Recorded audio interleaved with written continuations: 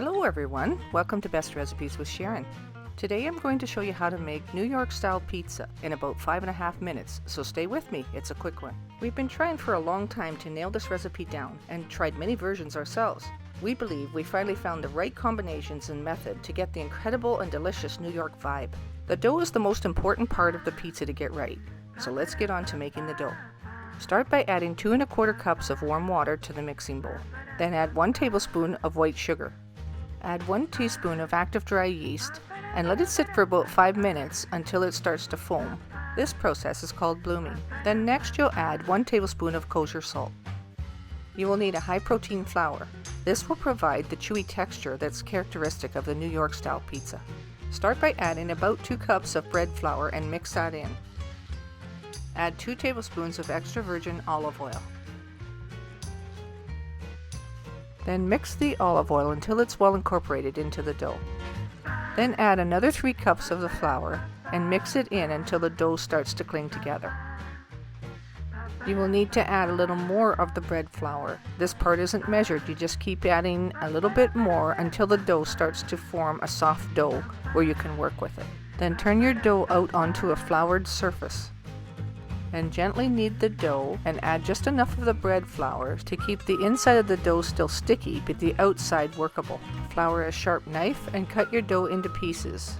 And this is enough dough to make about 3 or 4 pizzas. Lightly flour each piece and form them into balls. And lightly grease your containers with olive oil. Use larger containers with lids so that you have lots of room for them to rise. We will be using a process called cold proofing or cold rising. It's a technique that slows down the fermentation process by placing the dough inside your fridge as it ferments. It allows the yeast to work on the sugars in the flour for a long period of time. And it adds a superior flavor to your crust. Now on to the sauce. There are many sauces available to use, but we prefer to use homemade sauce made with pristine Italian tomatoes. These are known to be one of the finest Italian canned tomatoes available. Start by placing a 796 ml can of tomatoes into the blender. Blend only for a few seconds until the tomatoes are pureed. Add 2 cups of pureed tomatoes to a bowl and add 3 tablespoons of extra virgin olive oil. Then stir that in until it's well combined. And add 1 teaspoon of sugar. And once again give it a good stir. And we need to add about 3 teaspoons of dried oregano. These ingredients work together well to make the perfect red sauce. Stir this together and set it aside until you're ready to use. So let's talk about the cheese. I'm using mozzarella cheese that's about a 42% moisture content.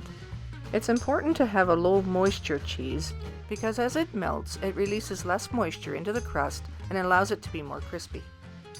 And your cheese should be nice and firm like this. And it's always best if it's freshly grated. And the amount you use is totally up to you and how much you like on your pizza. But always have lots of cheese on hand. And thinly slice your high quality pepperoni.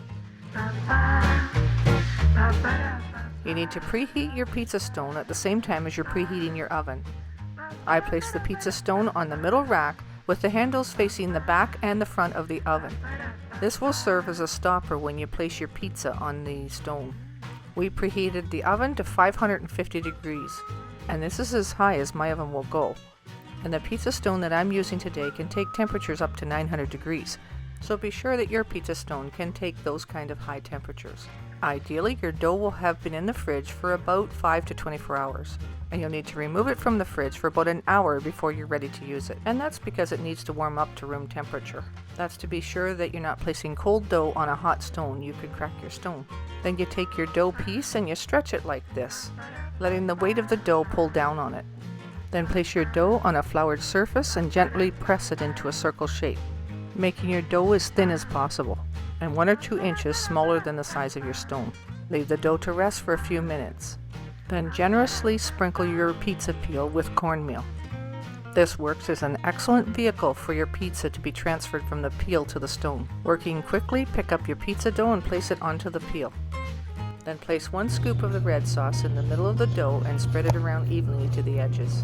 Typically, New York style pizza doesn't have pineapple, but we're putting a little on ours, so you can add it or not. Quickly add your mozzarella cheese and top it off with pepperoni. Have all your ingredients ready beforehand so that this can be done in just a matter of seconds. And your pizza will still slide back and forth easily on the cornmeal and won't stick. Slide it off the pizza peel directly onto the stone and quickly close your oven to keep your heat up there. It should be done in about 8 or 9 minutes, but everybody's oven's different, so keep a close eye on it. And once it's done, remove it from the oven using the pizza peel and oven mitts. You can use a pizza steel to cook it on if you choose to, but using the stone really makes a difference on the texture of the crust. It's nice and crispy underneath, and it's soft and chewy inside. And it really does add to the authentic flavor of this New York style pizza. Thank you so much for watching, and until next time, happy eating.